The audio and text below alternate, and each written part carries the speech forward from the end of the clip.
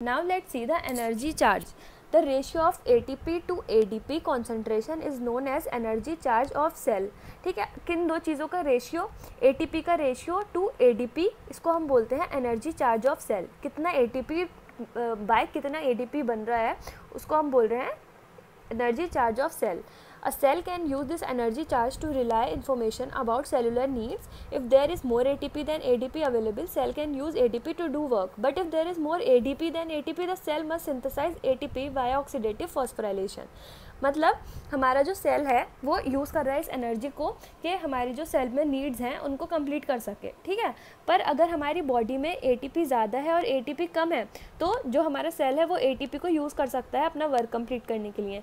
पर अगर हमारी बॉडी में ADP ज़्यादा है ATP से तो हमारा जो सेल है पहले उसे ऑक्सीडेटिव फॉस्फोराइलेशन से ATP को जनरेट करना पड़ेगा और फिर ये हमारी बॉडी में मतलब जो हमारे सेलुलर मेटाबॉलिज्म है वो स्टार्ट होगा. Next we have the free energy.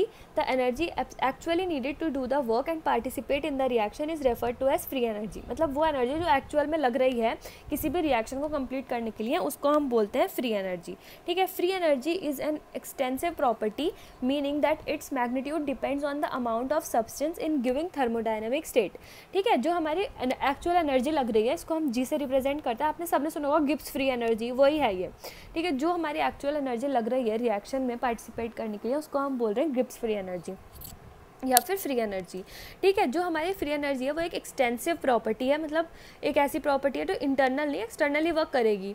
मतलब कि इसका जो मैग्नीट्यूड है मतलब इसका जो नंबर है इसकी जो वैल्यू होगी वो किस पे डिपेंड करेगा कितना अमाउंट ऑफ सब्सटेंस हम दे रहे हैं उस स्टेट में. ठीक है, कि उस सब्सटेंस का कितना अमाउंट है थर्मोडायनेमिक स्टेट में मतलब कि थर्मली स्टेबल स्टेट में मतलब कि जो इंटरनल और एक्सटर्नल एनवायरनमेंट का बैलेंस मेंटेन करने के लिए थर्मोडायनेमिक स्टेट में कितना ज़्यादा जो सब्सटेंस है वो बाहर से हमें प्रोवाइड हुआ है.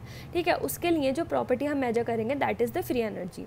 एंथैल्पी वर्ड जब भी आप सुनेंगे तब आपको एनर्जी याद आएगा. ठीक है, मतलब overall internal energy contained in a compound इसको बोलेंगे हम एंथैल्पी. मतलब ओवरऑल जो एनर्जी लग रही है ये तो हमारी एक्चुअली एनर्जी के हमें रिएक्शन के लिए यूज़ थी. यहाँ पे हमारी ओवरऑल एनर्जी जो एक कंपाउंड में है उसको हम बोलते हैं एंथैल्पी. ठीक है, enthalpy is equal to E plus PV. ये इसका फॉर्मूला है, ये हमें हमेशा याद रखना है. Where H is equal to enthalpy, E हो जाएगी हमारी इंटरनल एनर्जी, P हो जाएगा pressure and V is the volume. अब जो हमारी एंथैल्पी है हमने इसको एक्सोथर्मिक और एंडोथर्मिक में डिवाइड कर रहा है. ठीक है, एक्सो मतलब बाहर की तरफ और थर्मिक मतलब temperature related to the temperature और द हीट. ठीक है, एंडोथर्मिक मतलब अंदर आ रही है एनर्जी और थर्मिक मतलब हमारा टेम्परेचर या फिर हमारी एनर्जी. तो जो हमारी एक्सोथर्मिक रिएक्शन होगी उसमें एनर्जी रिलीज होगी और एंडोथर्मिक रिएक्शन में हमारी एनर्जी एब्जॉर्ब होगी. ठीक है, दिस एरो सिग्निफाई कि एनर्जी एब्जॉर्ब हो रही है, यहाँ पे एनर्जी रिलीज हो रही है. फॉर एग्जाम्पल अगर हम मेल्टिंग ऑफ आइस की बात करें या फिर हम फोटोसिंथेसिस की बात करें तो अगर आप आइस सोचिए हमारी आइस मेल्ट हुई तो क्या हुई, आइस मेल्ट हुई और एनर्जी हमारी रिलीज हो गई. सिमिलरली अगर हम बर्फ़ को जमाएंगे तो जो हमारी एनर्जी है वो एब्जॉर्ब हो रही है. ठीक है, तो इसको हम बोलेंगे example of endothermic reaction. Next is entropy. Entropy is the amount of intrinsic disorder with in the compound. Entropy को मतलब हम बोलते हैं डिस्टर्बेंस कि एक कंपाउंड में कितना डिस्टर्बेंस है. ठीक है, तो जो इंट्रिंसिक डिसऑर्डर है in with in the compound, अब हमारे पता है हमारे जो मॉलिक्यूल्स हैं वो एक ऑर्डर में अरेंज होते हैं. अगर हमारे मॉलिक्यूल पास अरेंज है तो वो एक स्टिफ कंटेंट बनाएंगे जिसको हम सॉलिड बोलेंगे. अब यही मॉलिक्यूल्स दूर अरेंज होंगे थोड़े से तो वो लिक्विड हो जाएगा और बहुत ज़्यादा दूर अरेंज होंगे तो वो हमारा गैस हो जाएगा. ठीक है, तो इसी हिसाब से जो हमारी एंट्रोपी है वो सबसे ज़्यादा होगी इन गैस, फिर लिक्विड और सबसे कम होगी इन सॉलिड क्योंकि यहाँ पे सब यूनिफॉर्मली अरेंज होंगे मॉलिक्यूल्स.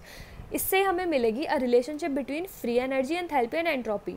ठीक है, तो जो हमारी फ्री एनर्जी एंथैल्पी और एंट्रोपी के बीच के रिलेशनशिप है वो है delta G is equal to delta H minus T delta S, जहाँ पे delta G is the Gibbs free energy और the free energy, H is the change in enthalpy. ये जो डेल्टा है ये साइन सिग्निफाई करता है चेंज इन मतलब कि कितना डिफरेंस आया.